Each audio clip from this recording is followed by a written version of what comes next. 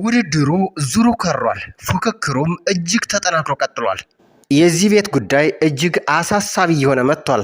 ሙሽሪት በማታውቀው ምክንያት እጅግ እየተጎዳችና እንዲሁም ደግሞ ሕይወቷን እያጣች ትገኛለች። በአንድም በሌላም መንገድ አሁን ላይ አጸደ ማህደርን እያበረታታችና እንዲሁም ደግሞ መነንን እያቃጠለች እዚህ ቤት ከባድ ቀውስ እንዲፈጠርም እያደረገች ነው። ሌላው ጉዳይ ደግሞ አሁን ላይ ወይዘሮ መነንም የዋዛ አይደለችም። አልሸነፍ ባይነት፣ አልበገሬነት በአይምሯ እየተመላለሰ አሁን ሀብልን እያጠናከረች ለባልሽ ቆንጆ ሆነች ተገኝለት፣ ወንድ ልጅ ደግሞ ፊትን ነው የሚያየው፣ ስለዚህ እንዲወድሽ ማድረግ የምችው አንቺ ነሽ እያለች አሁን ላይ ነገሩን እያጧጧፈችው ትገኛለች። በዚህ መሃል እዝራ ግን ምንም እንኳ የሀብልን እዚህ ቤት መምጣት በጀርባዋ ወይዘሮ መነን እንዳለችበትና እንዲሁም ደግሞ አቶ እስክንድርን አሳምና እንዳጋባችው ጠንቅቆ ቢያውቅም ነገር ግን ከማህደር ጀርባ አጸደ እንዳለች ሊገነዘብ አልቻለም። በዚህ ጉዳይ እጅግ በፍቅር እየተፈተነ ይገኛል። አሁን ላይ ምንም የማያውቁት አቶ እስክንድር ምናልባትም የልጃቸውን ሕይወት እንዲሁም ደግሞ ትዳር መመስረት በእጅጉ የሚፈልጉት ቢሆንም ነገር ግን አሁን ላይ እዝራ አሻፈረኝ ብሎ በተለይ ደግሞ ሙሽሪትን እንደማይፈልጋትና ጫጉላ እንኳ አልጋ ላይ አብረው እንደማይተኙ እጅግ አረጋግጧል። ሰላም ጤና ይስጥልን ውድ የተከበራችሁ የቻናላችን ተከታታዮች፣ በዛሬው ቪዲዮአችን ሀብል ክፍል 3 አበይት ክስተቶችን እንዲሁም ደግሞ ወደፊት ክፍል 4 የሚከሰቱ ቅድመ ሁኔታዎችን ለእናንተ ለውድ ተመልካቾቻችን ልናደርስላችሁ ወደድን። ታዲያ ይህንን ቻናል ሰብስክራይብ እንዲሁም ደግሞ ቪዲዮውን ላይክ በማድረግ እስከ ቪዲዮ ፍጻሜ ድረስ አብራችሁን ትዘልቁ ዘንድ የአክብሮት ግብዣችን ነው። አብራችሁን ሁኑ። ወይዘሮ መነንና አክስት አጸደ አሁን ላይ እጅ አንሰጥም ባዮች ሁለቱም በሁለት ጎራ ተከፍለው እሳትና ጭድ ሆነው እየተፎካከሩ ያሉ ሁለት ባላንጣዎች ናቸው። ምንም እንኳ አሁን ላይ እዝራ ሀብልን ቢያገባም በአባቱ ግፊትና እንዲሁም ደግሞ በወይዘሮ መነን አግባቢነት እንደተፈጠረ ያወቀ ቢሆንም ነገር ግን የሱ ፍላጎትና የሱ ፍቅር ከቤት ሰራተኛዋ ማለትም ከማህደር ጋር እንደሆነ በእጅጉ አጸደም ይሁን እህቱ ሜርሲ ጠንቅቀው ያውቃሉ። ታዲያ አሁን ላይ እዝራ ከየትኛው መሆን እንዳለበት ግራ ተጋብቶ ሕይወት ሁሉ ምስቅልቅሉ እየወጣ ይገኛል። በአንድም በሌላም መንገድ ወይዘሮ አጸደ አሁን ላይ ማህደርን እያበረታታችና ምንም ቢፈጠር አላየ በመምሰል ማለፍ አለብሽ፣ መረጋጋት አለብሽ፣ እዚህ ቤት የመጣሽው ለአንድና አንድ ለገንዘብ እንደሆነ አንቺም እኔም ጠንቅቀን እናውቃለን። ስለዚህ ነገሮችን ሁሉ ችለሽና ባላየ ማለፍ እንዳለብሽ መዘንጋት የለብሽም ትላታለች። ነገር ግን ነገሮችን ሁሉ ችላና እንዲሁም ደግሞ ተቋቁማ ለማለፍ ብትሞክርም የሚያደርገው ማለትም ከወይዘሪት ሀብል ጋር እዝራ የሚያደርገው ግንኙነት እጅግ እያናደዳትና በጣሙን እያበሳጫት ከሀብትና ከንብረት ይልቅስ አሁን ላይ እጅግ ትክክለኛ ፍቅር ከእዝራ እንደያዛት ለአጸደ ትገልጽላታለች። አጸደ ማህደርን እዚህ የመጣሽው አንድና አንድ ለሀብት መሆኑን መዘንጋት የለብሽም። አሁን ላይ ትክክለኛ ፍቅር ተብሎ ነገር የለም። ስለዚህ ዋናው ነገር አንቺ ማድረግ ያለብሽ እዝራ በአንቺ ፍቅር ድብን ብሎ እንዲወድቅ ነው። ሌላው ከዚህ በመቀጠል ደግሞ ሙሽሪትን ከዚህ ቤት ንቅል አድርገን የምንጥልበትን ዘዴና መፍትሄዎች ማፈላለግ ነው እያሉ ሲያወሩና ሲዶልቱ በአግራሞትና በእጃዙር ወይዘሮ መነን ተሰማቸውና ታዳምጣቸው ነበር። ከዚህ በፊትም ያው ጠንቅቃ የምታውቀው የአጸደን ሴራ ወይዘሮ መነን ምንም እንኳ የአቶ እስክንድር እህት ብትሆንም ነገር ግን እዚህ ቤት ያለችው እዚህ ቤት የምትኖረው በአጠቃላይ የምትፈልገው ሀብትና ንብረቱን በእጃዙር መቀራመትና መውረስ ነው። በአንድም በሌላም መንገድ ወይዘሮ መነንና ወይዘሮ አጸደ አሁን ላይ እባብ ለባብ ይተያያል ካብ ለካብ ሁኗን ነገራቸው። ምክንያቱም ሁለቱም የሚፈልጉት ሀብትና ንብረትን ዝናን ይፈልጋሉ። ታዲያ ወይዘሮ አጸደ ማህደርን እያግባባችና ነገሮችን ሁሉ በዝምታና እንዲሁም በእርጋታ እንድትከታተል ብታደርጋትም ነገር ግን አሁን ላይ ማህደር ትክክለኛ ፍቅር ከእዝራ ስለገባላት ማለትም በእዝራ ፍቅር ስለወደቀች ነገሮችን ሁሉ ለእዝራም እያዘነችና እንዲሁም ደግሞ በጣም ፍላጎቷ እየጨመረ በመምጣቱ ከአቅሟና ከቁጥጥሯ ውጭ እየወጣች በመሆኑ ስለዚህ የምታደርጋቸው ነገሮች ሁሉ እጅግ ያልተጠበቁ ድርጊቶች ሆነዋል። ታዲያ በዚህ መሃል ስለ ሁለቱም ጉዳይ የማያውቀውና ያልተገነዘበው አቶ እስክንድር አሁን ላይ ልጁ ትዳር መያዙንና እንዲሁም ደግሞ ከጎኑ ካጠገቡ አንዲት ጠንካራ ሴት እንድትኖር መፈለጉን እንጂ ከሰራተኛው ጋር ግንኙነት ይኖረዋል ብሎ በጭራሽ አስቦትም አልሞትም አያውቅም ነበር። ታዲያ አሁን ላይ ምንም እንኳ ከማህደር ጋር ያለውን ግንኙነት ባያውቅም ነገር ግን ከሀብል ጋር ያለው ግንኙነት እጅግ የሻከረና አብረው እንኳ እንዳላደሩ ማረጋገጥ ችሏል። ታዲያ እዝራን ይጠሩና አቶ እስክንድር ይኸውልህ ልጄ እኔ እኮ አስገድጄ እንደዚህ በእኔ ፍላጎት ይችን ልጅ እንድታገባ ያደረግኩት አንተን ለመጉዳት አንተን ደግሞ የማይሆን ህይወት ውስጥ ለማስገባት ሳይሆን ነገር ግን የኔ ህይወት የኔ ቆይታ ጊዜ እንደምታውቀው ቢበዛ 1 ዓመት እንደሆነ ጠንቅቀህ ታውቃለህ። ስለዚህ አንተ ታዲያ እስክንድር አሁን ላይ እዝራን ቢያንስ እንኳ ለ4 ወር ትክክለኛ ባሏ እንድትሆን እፈልጋለሁ በማለት እዝራን ቃል ያስገባዋል። ምክንያቱም አሁን ላይ ማስመሰል ሳይሆን ትክክለኛ እርግጠኛ ባሏ ሆነህ እንድታሳየኝ እፈልጋለሁ። ታዲያ በዚህ 4 ወር ውስጥ ደግሞ ካላፈቀርካት ካልወደድካት ትፈታታለህ በማለትም ያስጠነቅቀዋል። ታዲያ አሁን ላይ እዝራም ነገሮችን ሁሉ እሺ አባዬ እንደዛ ከሆነ ፍላጎትህ ምናልባትም እኔ እኮ እስከ 1 ዓመት እንዴት እንቆያለን እያልኩ እየተጨነኩ ነበር። ታዲያ በዚህ ዙር 4 ወር እኮ ለእኔ ቀላል ነው ግን በማለት አንድ ጥያቄን ያፈጥራል። ይሄ የቆይታ ጊዜያችን አብሮ መተኛትንም ያካትታል ብሎ ሲጠይቀው አዎ ምን እሱ በእናንተ የሚወሰን ጉዳይ ነው። ቢያንስ እንኳ 4 ወር ግን ትክክለኛ እርግጠኛ ባሏ ሆነህ እንድታሳየኝ እፈልጋለሁ ይለዋል።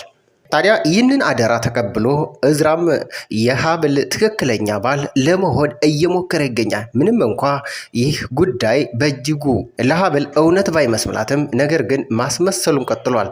ታዲያ እዝራም ለሀብል በቃ ሀብል ከዚህ በኋላ ትክክለኛ ባልሽ ልሆን እሞክራለሁ፣ እባክሽን ትንሽ ጊዜ እንኳ እንድትሰጭኝ እፈልጋለሁ እያለ ሲያባብላትና እንዲሁም ደግሞ ተስፋ ሲሰጣት እንመለከታለን። ይህ በእንዲህ እንዳለ ታዲያ አሁን ላይ እዝራና ሀብል አብረው ያድራሉ።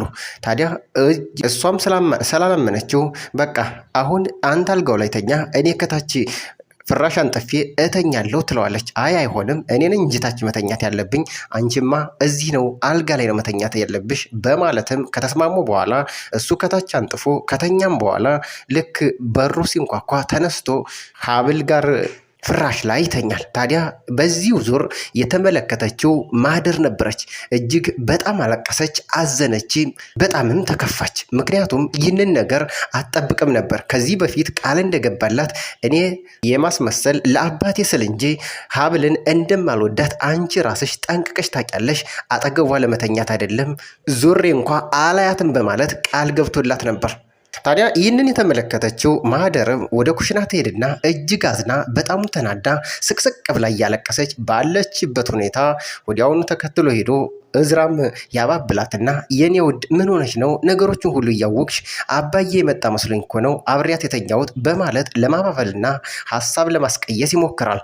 ታዲያ ይህ እንዳለ አባበላትና ነገሮችን ሁሉ አረጋግቶ እሷንም ወደ ቀልቧ መልሶ ማህደርን ሲያቅፋት በትክክል የተመለከተችው በመስኮት ማለትም በር ላይ ሆና እህቱ ሜርሲ ነበረች። ይህንን ጉዳይ እጅግ ባልጠበቀችውና እጅግ ማንም ሰው በማይገምተው መልኩ እንዲህ እዝራ ወርዶ የቤት ሰራተኛ ጋር እንደዚህ ይተቃቀፋል ይሳሳማን ብላ አልጠበቀችም ነበር። እንዲህ ቆይ የማየው አይኔ ግን በእውኔ ነው ወይስ በህልሜ ነው? እውነት ወንድሜ አንተን ከማይመጥን ሰው ጋር ከተራ ሰራተኛ ጋር እየባለክ ነው በማለትም ጮሃና እንዲሁ ደንግጣ ስትጮህበት እሱም ቆይ እህቴ መርሲ ላስረዳሽ በማለት ይርበተበትና ይንተባተብም ጀመር። ታዲያ እዚሁ እንዳሉ ሜርሲም ጥላቸው ትወጣለች። ተናዳ እጅግ ተበሳጭታ እሳት ጎርሳ እሳት ለብሳ ሳሎን ላይ ቁጭ ትላለች። ይህ ክስተት እንደተፈጠረ ማህደርም ለአጸደ ትነግራታለች። አጸደ አሁን ላይ ነገሮችን ሁሉ ለማስቀየስ የራሷ የምትለውን ብልሃቷን ዘዴዋን ትዘይዳለች። እንግዲያውስ አሁን ደግሞ ለሜርሲ ማስረዳትና እጅግ እሷን ማሳመን ያለብኝ ጉዳይ አንቺ ከዚህ ቤት የገባሽው ለእዝራ ፍቅር ስትይ እንጂ ገንዘብ እንዳልፈለግሽ፣ እዚህ ቤት ሰራተኛ ሆነሽ መግባት የፈለግሽው እዝራን የረጅም ጊዜ ስለምታፈቅሪው እሱን ለማግኘት እሱን ደግሞ ለማጥመር ስትይ እንደሆነ ልነግራት ይገባል ትላታለች። ታዲያ ይህንን ሀሳብ በቀጥታ ሄዳ ለሜርሲ ስታወራት ሜርሲ እውነትሽን ነው ግን አክስቴ የምታወሪ ነገር እውነት ነው በማለትም ሲነጋገሩ አዎቴ ማህደር ማለት እኮ እጅግ በጣም ሲበዛ ለረጅም ጊዜ እዝራን የምታፈቅረው በጣም ትሁትና ማራኪ ልጅ ናት። ነገር ግን እሱን ማግኘት የምችለው አንድና አንድ እዚህ ቤት በቤት ሰራተኝነት ከገባች ብቻ ነው። ታዲያ ይህንን ህልሟን እውን ለማድረግ ይህንን አጋጣሚ ተጠቅማ በቤት ሰራተኝነት እዚህ ቤት የገባችው እጅግ እዝራን ከልቧ በጣም ስለምትወደው ነው ትላታለች። ምንም እንኳ ባታምናትም ሜርሲ የተወሰነ እንኳ ለማሰብና ለማሰባሰብ ጊዜም ወሰደች። አሁን ላይ እዝራን ለማለል ሁለታቸው ማለትም አጸደ በአንድ ጎን ሌላ መነን ደግሞ በሌላ ጎን እጅግ ይታትራሉ፣ ይሯሯጣሉ። መነን አሁን ላይ ሀብልን እያስዋበችና እየሞሸረች ማለትም ነገሮችን ሁሉ እጅግ ተረጋግተሽ አንቺ ሴት አይደለሽ እንዴ? ሁሉን ነገር እኔ አስተምረሽ እኔ ነግረሽ ሊሆን አይችልም። አንቺ በራስሽ ብልጥ ሆነሽ ራስሽን ጠብቀሽ እንዲሁም ደግሞ ራስሽን ፈታ አድርገሽ ልትጠብቂው ይገባል። ወንድ ልጅ ደግሞ የሚያየው ፊትሽን፣ መልክሽን፣ ገጽታሽን ነው። ስለዚህ በዚህ ጉዳይ በአንድም በሌላም መንገድ አንቺ ራስሽን ቆንጆ አድርገሽ መጠበቅ አለብሽ እያለች አሁን ላይ እያዘጋጀቻትና አሁን ላይ በደንብ አስተካክላት እንዲሁም ደግሞ ልብስ አልብሳትና ፊቷን አስውባት ማታ ሲመጣ እዝራን ለምን እራት ይዘኛ አትወጣም በይው በማለት ስራዋን እየሰራች ትገኛለች። በሌላ መልኩ ደግሞ አሁን ላይ አክስት አጸደ ማህደርን እዚህ ቤት እንዳስገባቻት ጠንቅቀን የምናውቀው ጉዳይ ነው። ታዲያ ይህንን ፍልሚያ ለማሸነፍ የግዴታ ማህደርን አሁን ኩሽና ውስጥ ገብታ እሷን ማሳመርና ማስዋብ እሷም በተራዋ ጀምራለች። ታዲያ ነገሮችን ሁሉ ይኸውልሽ፣ አንቺ እኮ በጣም ቆንጅዬ ልጅ ነሽ፣ ከጨረቃም በላይ እጅግ በጣም ውብ ነሽ። ስለዚህ ይህንን ውበትማ ይህንን ድምቀት አይቶ እዝራ አይደለም አንቺን ሌላም ሰው ይመኝሻል። ስለዚህ ሀብልን የምትባል ያችን ፉገር በጭራሽ ሊመለከታት አይችልም እያለች ታስውባትና እጅግ ታሳምራትም ጀመር።